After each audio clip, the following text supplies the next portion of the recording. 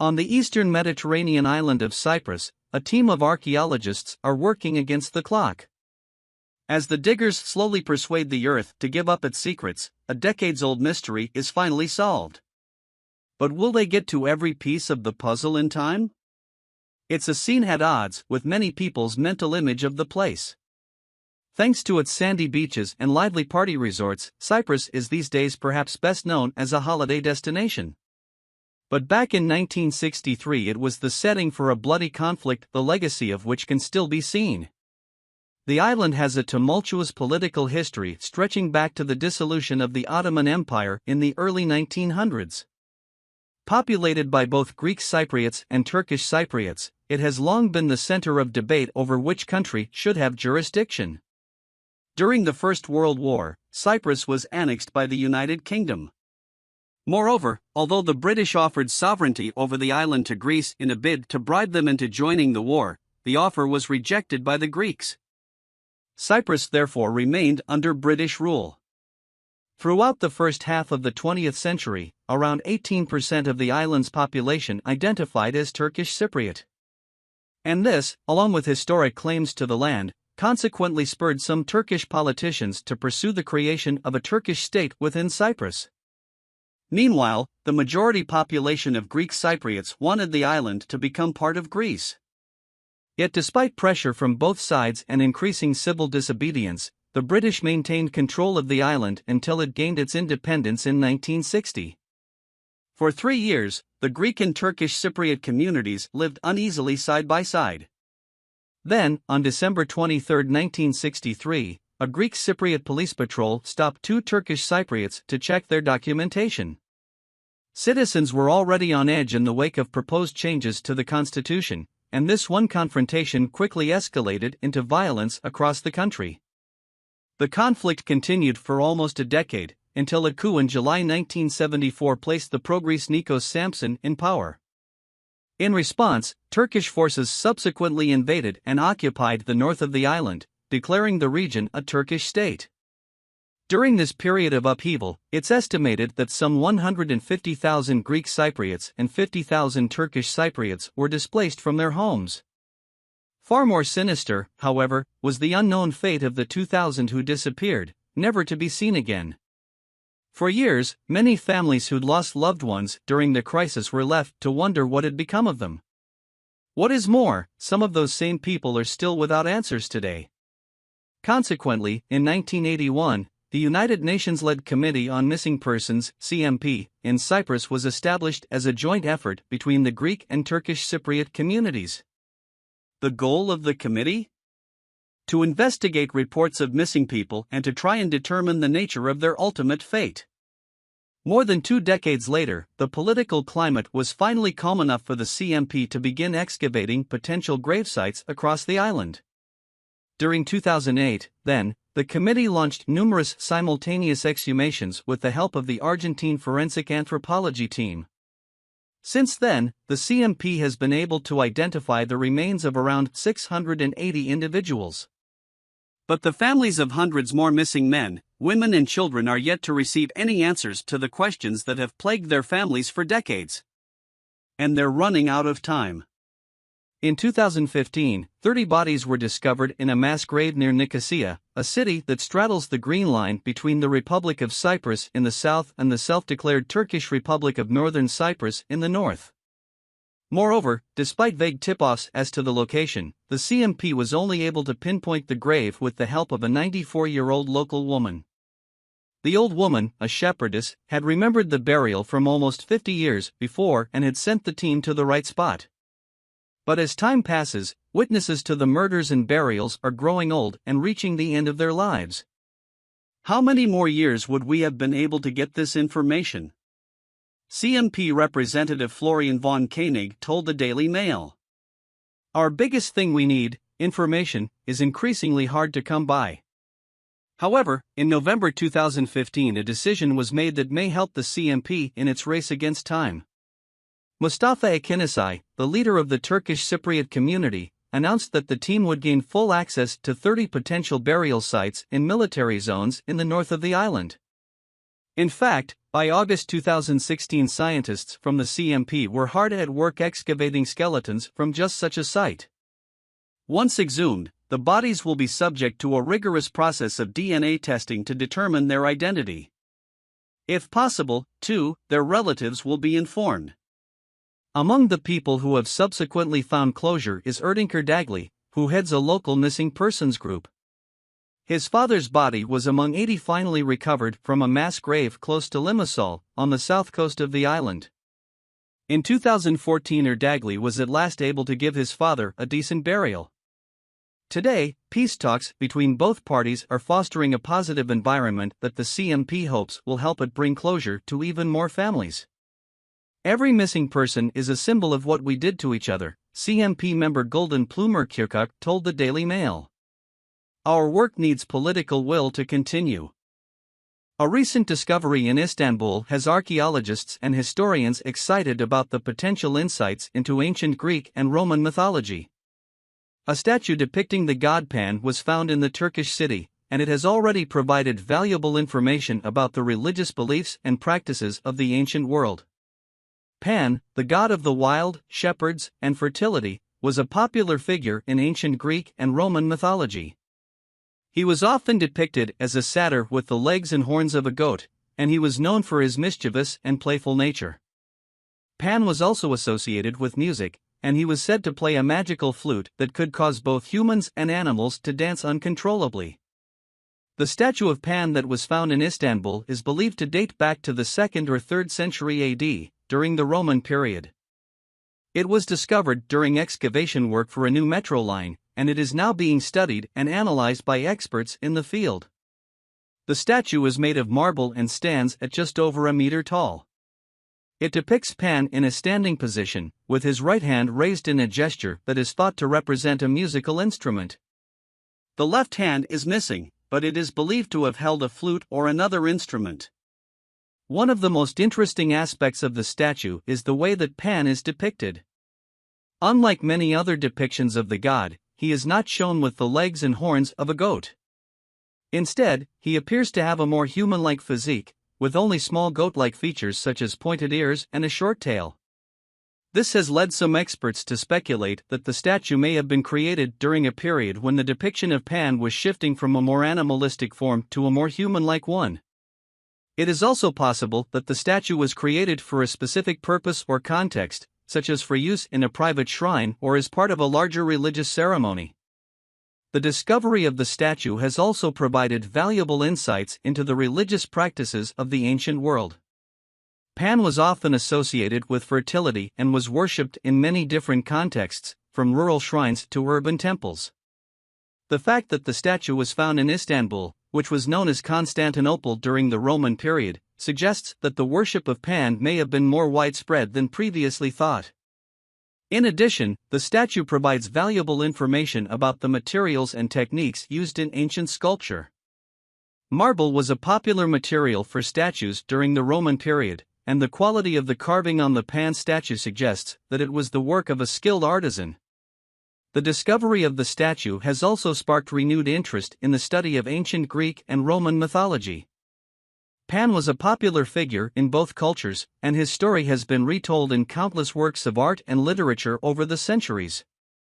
By studying the statue and other artifacts from the period, experts hope to gain a better understanding of the beliefs and values of the people who worshipped him. Overall, the discovery of the statue depicting Pan in Istanbul is an exciting development for the field of archaeology and for anyone interested in ancient history and mythology. It provides valuable insights into the religious practices and artistic techniques of the ancient world, and it sheds new light on one of the most fascinating figures in Greek and Roman mythology. As more research is conducted on the statue and other artifacts from the period, we can expect to learn even more about the role that Pan played in the lives of ancient people. Whether we are interested in the history of religion, the art of sculpture, or simply the timeless stories of the gods and goddesses of ancient mythology, the discovery of this statue is sure to captivate and inspire us for years to come.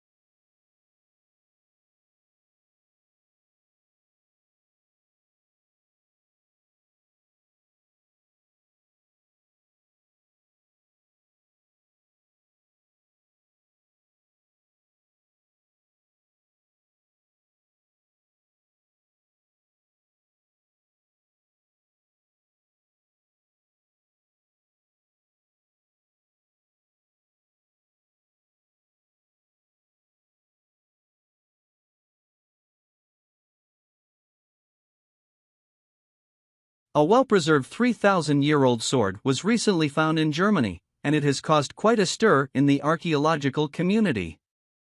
The sword was discovered by a metal detectorist in a field in Lower Saxony, and it is believed to date back to the Bronze Age. The sword is made of bronze and has a length of 81 centimeters. It features a hilt made of wood and a pommel made of bronze. The blade is decorated with intricate carvings and is in remarkable condition considering its age. The sword has been described as an extraordinary find and has been hailed as one of the most significant archaeological discoveries in recent years. The discovery of the sword is significant for a number of reasons. Firstly, it provides a rare insight into the lives of people who lived in Germany over 3,000 years ago. The sword was likely used in battle, and it is possible that it was a status symbol for the person who owned it. The carvings on the blade may also provide clues about the beliefs and values of the people who made and used the sword. Secondly, the discovery of the sword is important because it sheds light on the technology and craftsmanship of the Bronze Age. The fact that the sword has survived in such good condition after 3,000 years is a testament to the skill of the people who made it. Bronze was a valuable and rare material in the Bronze Age, and swords were typically reserved for the elite members of society. The discovery of this sword suggests that the people who made it had access to the highest quality materials and the most skilled craftsmen. Thirdly, the discovery of the sword is significant because it adds to our understanding of the movement of people and ideas in the Bronze Age. The sword was discovered in Lower Saxony, which is relatively far from the traditional centers of Bronze Age civilization in Europe. This suggests that the people who made and used the sword were part of a wider network of trade and exchange, and that ideas and technologies were able to spread across long distances. The discovery of the sword has generated a lot of excitement in the archaeological community, and it has sparked renewed interest in the Bronze Age. Archaeologists and historians are now working to uncover more information about the people who made and used the sword, and to understand its place in the broader context of Bronze Age civilization. One of the challenges of studying the Bronze Age is that there are relatively few written records from this period. Most of what we know about the Bronze Age comes from archaeological finds like the sword. However, even with limited information, archaeologists are able to piece together a picture of what life was like in the Bronze Age. For example, we know that the Bronze Age was a time of great change and innovation. People were developing new technologies and ways of working, and were beginning to form more complex societies. The discovery of the sword suggests that this was also a time of conflict and competition, as people sought to gain power and influence. We also know that the Bronze Age was a time of great artistic achievement. The carvings on the sword are just one example of the intricate and beautiful designs that were created during this period. Bronze Age art is characterized by its attention to detail and its use of symbolism and meaning. The discovery of the sword is a reminder of the importance of preserving our cultural heritage. Without efforts to protect and preserve archaeological sites, valuable artifacts like this sword could be lost forever. It is important that we continue to support efforts to uncover and study the past, so that we can learn from it and understand our place in the world. In conclusion, the discovery of the well-preserved 3,000-year-old sword in Germany is an exciting development in the field of archaeology. The sword provides valuable insights into the lives, technology, and art of people who lived in the Bronze Age. It is a reminder of the importance of preserving our cultural heritage and of the ongoing need to study and understand the past. As further research is conducted on this remarkable find, we will undoubtedly learn even more about the rich and fascinating history of the Bronze Age.